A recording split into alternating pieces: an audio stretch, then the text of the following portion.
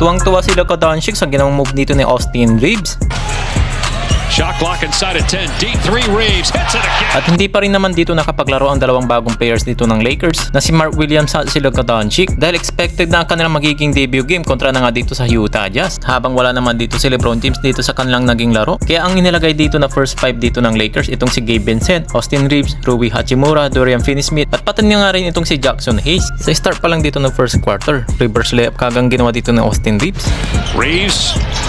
Reverse layup. Under naman dito sa 9 minutes mark, grabe naman kanyang ginawa ditong 3-pointer at counted foul pa. At nagkaroon dito ng chance ng 4-point play. He still fifth in the league in assists as Reeves is fouled and hits a three. Maganda rin dito ang kanyang ginawa dito sa inside the paint. Walang nagawa dito ang dumedepensa sa kanya.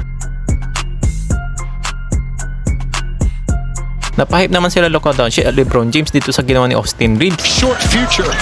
That's to me is not what that trade was all about, Dave. Reeves drills a three. And what that represents for them. Reeves hits the foul line jumper. Sa entry natin dito ng second quarter, maganda ang kanyang ginawang assist dito kay Jackson Hayes. Jackson Hayes, free lane to the basket. Halliburton got out of the way. Sa under naman dito ng 2 minutes mark, dito naman nasundan kanyang inside the paint. Para na nga mapatimeout dito ang Indiana. Reeves in the paint, gets the bounce. He's got 20 in the half. Timeout Indiana. Sa pagpasok na nga dito ng third quarter, magandang open spot ang binigay niya dito kay Rui Hachimura. Instead on Siakam, his second, and Hachimura comes back firing. At sa halfway mark na nga dito ng third quarter, walang magawa dito si Tyrese Haliburton na binabantayan niya ito. Ang opensa na nga dito ni Austin Reeves. Reeves, 22 points. Pull-up jumper, hits it. Dito naman sa play na ito ay dino-double team na nga dito si Austin Reeves, pero hindi pa rin nila dito mapigilan.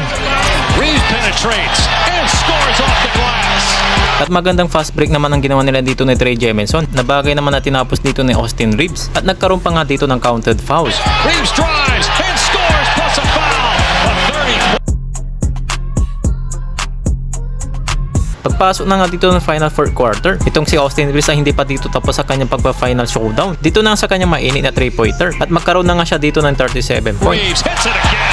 Austin Reeves with his fourth three, 36. Nagkaroon naman siya dito ng magandang steal at mabilis naman niya itong inarangkada. Ay hindi naman na dito nakahabol ang player ng Indiana Pacers. Another turnover. Reeves with the slam. A new career high.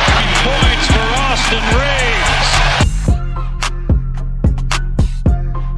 Magandang play naman dito ang kanilang ginawa dito nila ni Jackson Hayes at Austin Reeves. Reeves lob. Hayes catch and finish. What a look by Austin Reeves.